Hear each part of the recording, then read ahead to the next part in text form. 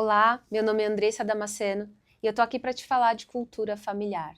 Então, você que chegou agora, se inscreve nesse canal para você estar recebendo cada dia mais conteúdo sobre família. E hoje eu quero deixar uma mensagem para mulheres, inclusive para mulheres, mas que serve para todos que nasceram neste mundo. Eu estava essa semana refletindo um pouco sobre a minha linha de mulheres e tive um insight. Parei um pouco e refleti e comecei a pensar na minha linha desde a minha bisavó Adelina, minha avó Domitília, minha mãe Conceição, eu Andressa e eu tenho a minha filha Ana. Então nós fazemos parte de uma linha de mulheres. E muitas vezes nós não paramos para pensar, porque nós não tivemos essa cultura na vida que essas mulheres tiveram antes de nós. Há estudos hoje em dia que dizem que a nossa personalidade é formada de 30 a 50% já dentro do útero de nossas mães. As memórias genéticas, elas são passadas de pais para filhos. E o que somos nós, então, sem parar para pensar em quem veio antes? Quantos de nós realmente sabemos das vidas de quem veio antes? Dos nossos pais, dos nossos avós ou até dos bisavós?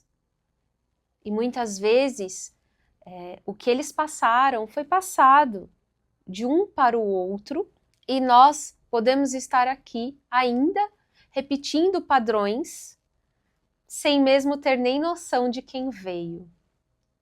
Quando nós somos formados, nós recebemos parte do DNA da mamãe, parte do DNA do papai. E hoje, esses dias eu estava lendo, sobre os judeus, que foi feito um estudo e foi visto que muitos dos traumas, dos sobreviventes, muitos dos traumas foram passados ainda para os seus descendentes. E aí eu te digo, quais foram os traumas? Deixa você refletir, quais são os traumas que vieram da sua ancestralidade, que talvez você possa estar ainda repetindo. Refletindo sobre isso, já faz um longo tempo que eu venho refletindo, aliás, sobre esse assunto, eu um dia perguntei para minha mãe sobre a história da minha bisavó Adelina. E nessa história, minha bisavó, uma mulher, descendência portuguesa, assim como o meu avô, e eles viviam uma vida onde esse meu bisavô, era um homem, pelas histórias, isso aqui é o que eu recebi, era um homem muito violento. Minha bisavó era uma mulher que tinha doenças, então ela era diabética, se tornou obesa e ela ficou debilitada muito cedo na cama. Então, ou seja, ela foi uma mulher que dependeu muito de pessoas. Ela teve filhos, e ela, por essa dependência, ela recebia violência desse marido. E aí, numa das histórias que, passada de geração para geração, me foi trazida que esse meu bisavô, em um momento, pegou uma faca e passou na barriga dessa minha bisavó. E disse para ela, por que você não morre? E ali, quando eu fiquei sabendo dessa história, eu parei para pensar, eu falei assim, nossa, o que essa mulher carregou em si? Uma mulher que não tinha para onde ir, uma mulher que dependia de pessoas e que viveu numa época tão diferente da minha. E ali tinha alguém que estava vendo tudo isso, que é minha avó. Então, além de ter visto a própria mãe ser criada, enquanto ela era criada, cuidando do que a mãe não conseguia cuidar, ela via a violência que era passada de um homem para uma mulher. E aí, segundo estudos hoje, diz que nós passamos pelo útero das nossas avós, não é verdade? E aí vem a minha avó para a vida. Esses dias também eu ouvi uma história da minha avó, né? Sendo criada neste ambiente, ainda criança, tentou suicídio, porque não conseguiu, de alguma forma, lidar com aquela informação. Meu pai e minha mãe, né, nessa vida violenta, e essa minha avó, também naquela condição, deferia violência contra os filhos. Então se tornou uma mulher amarga, uma mulher que não era violenta com o corpo, né? Não era violenta, mas era violenta com as palavras. Então xingava os filhos, né? Diminuía e humilhava.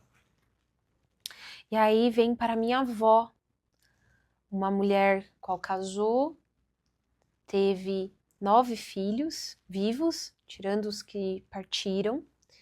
E eu lembro da minha avó de eu ter uma imagem dela, uma mulher muito dura, uma mulher que era muito brava.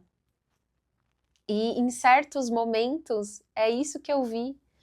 E eu vi em certo lugar ela também levar essa violência verbal, né, para os filhos. Eu cresci, né, vendo ela, os meus tios já eram adultos, mas eu vi. Mas já de um grau diferente, né, com a mãe, que a mãe dela trouxe pelas histórias contadas. E aí eu venho para a minha mãe. A minha mãe foi uma mulher que, para mim, quanto mulher, ela não trouxe nenhum traço de violência verbal. Eu não tenho memórias da minha mãe me xingando, por exemplo. Foi uma mulher que trouxe de outro lugar isso para o feminino. Não foi uma mulher que agrediu o feminino de uma forma verbal ou até física. Minha mãe nunca encostou a mão em mim. Mas, de alguma forma, minha mãe trouxe essa legalidade para o masculino. Então, dentro daquela sociedade, ainda para o masculino, a correção ainda foi a agressão. Então, eu vi muitas vezes a violência não contra mim, mas contra o meu irmão. E por que eu estou trazendo tudo isso? Para trazer a consciência de que muitas vezes a gente não sabe porque a gente está vivendo certas coisas dentro da nossa família, mas elas estão sendo passadas de geração em geração. Elas estão sendo perpetuadas muitas vezes sem nós sabermos a origem. E muitas coisas, além dessa que eu comentei, que é algo muito sério dentro de famílias, porque depois eu ainda trouxe muito isso para a minha vida e eu não sabia de onde vinha este lugar aonde eu me sentia no direito de agredir, muitas vezes verbal. E isso muitas vezes não está só no exemplo de que nós damos no dia a dia, que isso já é algo, né, indiscutível. Nós damos aula, inclusive nós que somos líderes de família, nós damos aula diariamente para os nossos filhos, para as crianças, de como eles vão viver a vida deles no futuro.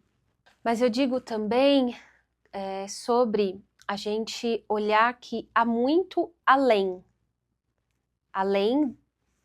do que nós recebemos de lição.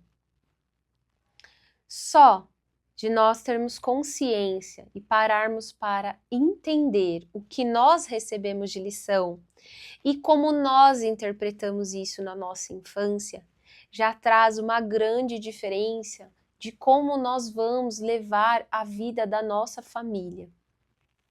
Cultura familiar consciente, ela consiste em nós tomarmos consciência do que nós queremos verdadeiramente para o nosso futuro. A questão é que nós fomos ensinados a viver uma vida por repetição. E isso, de verdade, qual é a diferença de um animal que não raciocina? Tava eu pensando agora há pouco sobre viver no reptiliano. Hoje, para você ir para o seu reptiliano, que é a parte do luta, fuga, você precisa passar por estresse. Sinceramente, na sociedade que nós estamos, quando que você não está em estresse? Só quando você está viajando?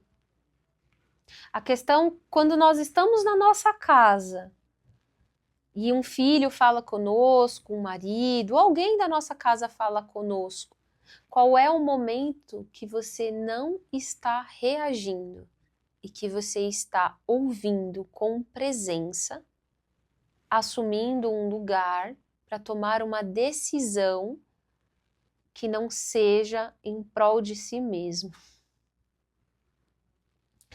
Hoje, nós vivemos numa sociedade que cada vez mais ela nos leva a nos tornarmos mais rápidos. Tudo é mais rápido.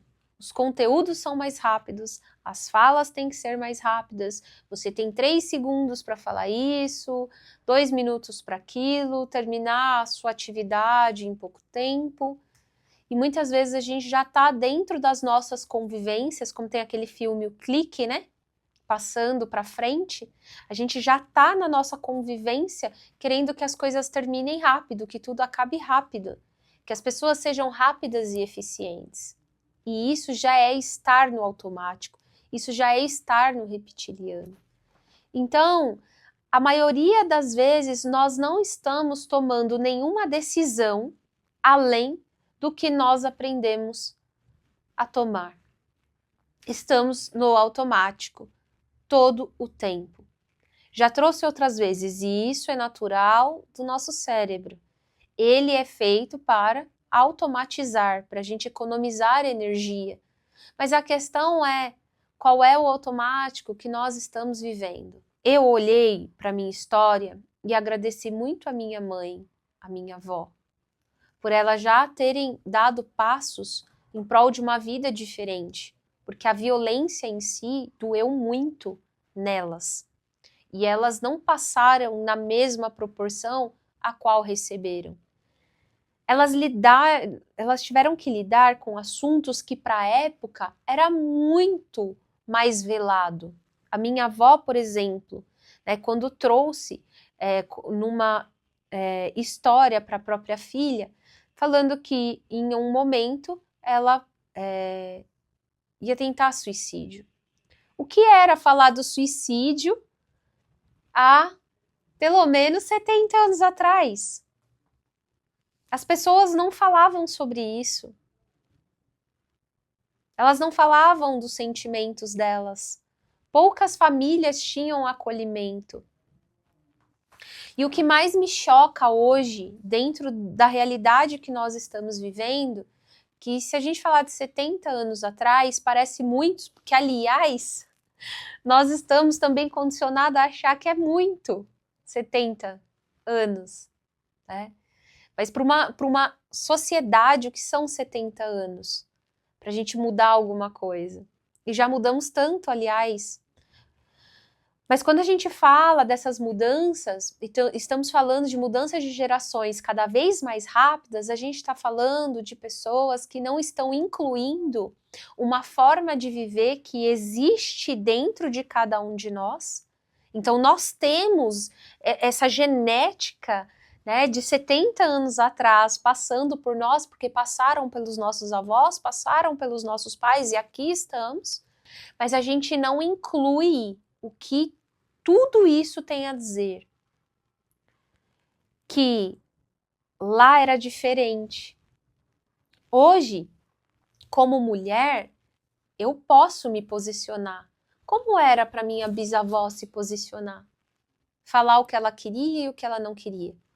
Para minha avó e até para minha mãe.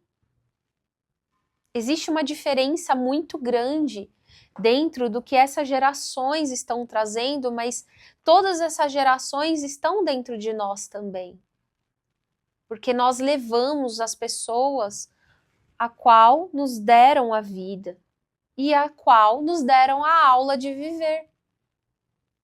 E muito do que eu vejo é a exclusão de tudo isso. E o maior ato de exclusão é não tomarmos consciência da nossa própria história. É não olharmos para onde nós viemos. E quando olhamos, olhamos de uma forma julgadora e muitas vezes punitiva. Houve muita violência dentro da minha história. E muitas das violências chegaram comigo e eu passei elas à frente também. E foi com muita coragem e muita dor que eu coloquei um basta nisso. Em algumas mais rápido, em algumas mais devagar, mas foi através da consciência que eu fui tirando da minha vida e ainda tenho muito a retirar do que eu recebi. Não veio parar aqui do nada. Eu recebi. Eu recebi através do meu código genético, eu recebi através das aulas que eu recebi através das experiências que eu tive. E muitas vezes a gente está julgando em vez de ajudar. E quando eu trago a cultura familiar, o primeiro passo é que nós, quanto grupos, comecemos a olhar primeiro dentro das nossas casas e acolher as histórias que tem dentro do nosso lar. Porque assim a gente começa as reais mudanças. Nós temos pessoas, estamos num planeta, em todos os lugares. E se a gente parar para pensar um pouquinho só na história de todos, estamos todos nos encontrando de alguma forma. E como é esse encontro?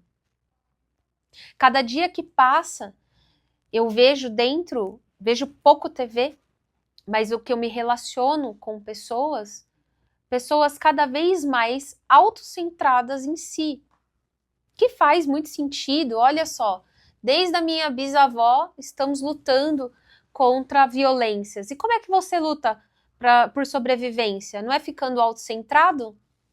Quando você está no reptiliano, você está defendendo quem? Não é você? Você está defendendo só você.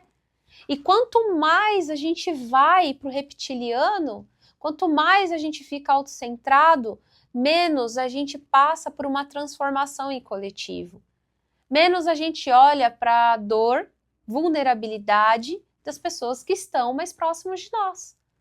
Menos nós olhamos para o nosso cônjuge, para a nossa esposa, para os nossos filhos, para o nosso cachorro, ou até para a planta que faz parte da nossa casa. Colocamos lá, não é?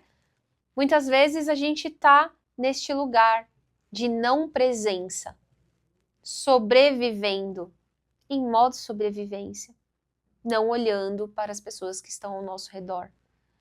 Então, hoje, muitas vezes eu vejo esse movimento e vejo que sim, a gente tem que fazer um movimento de individuação, mas quanto mais individualistas nos tornamos, mais a sociedade do coletivo está em risco. Ser um indivíduo que é único, mas que não seja individualista, que pensa só em si e não está inserido dentro de um coletivo. Quantas vezes realmente você pensa dentro das suas atitudes que você possa estar interferindo na vida de alguém? Ah, eu sou assim mesmo. Nossa, eu já pensei demais. Eu sou assim. Quem quiser que aguente.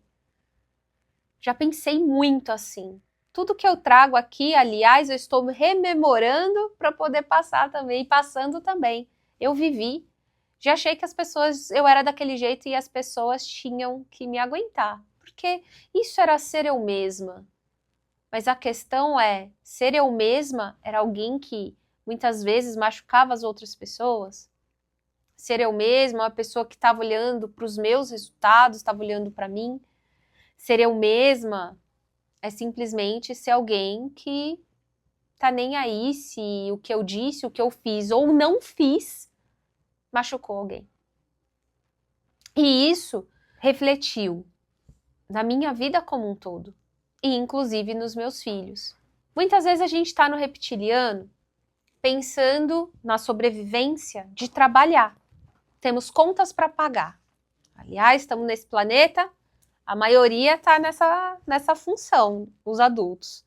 Temos contas para pagar, boleto para pagar. E aí a gente tem esse motivo de sobrevivência. Tem um boleto para pagar. E aí a gente entra dentro da nossa casa, já com uma preocupação, que tem um boleto para pagar. E quando a nossa família, as pessoas que a gente diz que mais ama, vem falar conosco, a gente não tem tempo, não tem paciência, não olha no olho, esquece de abraçar, esquece de beijar, esquece de ouvir como foi o dia. Lá em casa, quando me perguntam, falam, bom dia, tudo bem? Eu pergunto, você quer realmente saber ou só está se atualizando? Muitas vezes a gente faz essas perguntas e a gente não quer saber realmente se a pessoa está bem. A gente não quer saber, a maioria não quer saber. Se a pessoa falar que está mal, a outra pessoa não quer a responsabilidade de ter que ajudar ou ter que ouvir.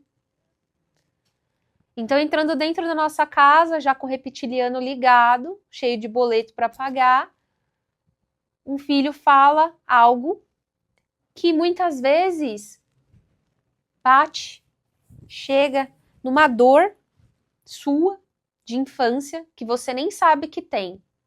Por exemplo, crianças falando alto, para você é confortável? Estava lendo um livro esses dias e um médico falando que o filho bebezinho dele, enquanto chorava, ele entrava em desespero. E aí, depois de um tempo, de meses, mais ou menos o filho dele com 8 meses, ele foi entender que isso era um trauma que ele tinha vivido na residência da faculdade, porque ele tinha que atender crianças e elas choravam e ele tinha que ignorar o choro para poder fazer os procedimentos. Muitas vezes você sabe por que você não gosta de um filho falando alto? Você sabe porque muitas vezes você não admite que algo está fora do lugar? Ou que há um atraso, por exemplo, que um combinado não tenha sido realizado e você fica estressado. E a questão que é o boleto que você está vivendo no modo sobrevivência, mais a ação de alguém da sua casa que mexe em você. E aí, nessa hora, você não vai pensar, você vai reagir. Você não vai respirar, você vai reagir.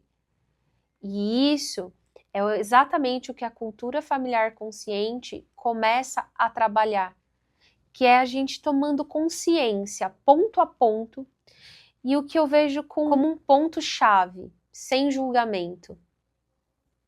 Porque de verdade, hoje eu olho para minha história e quando eu olho para minha bisavó, que condição eu tenho de julgar a história dela?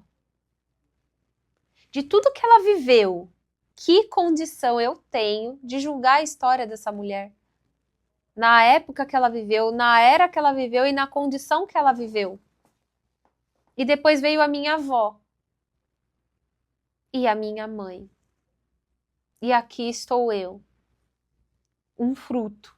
E hoje nós vivemos julgando uns aos outros, sem saber exatamente o que cada um passou e porque somos como somos. E a cultura familiar, ela vem desse lugar, para que a gente tome consciência e traga novos códigos para a nossa família. De uma forma organizada, de uma forma humana, de uma forma que uma família merece, no meu ponto de vista, com muito amor.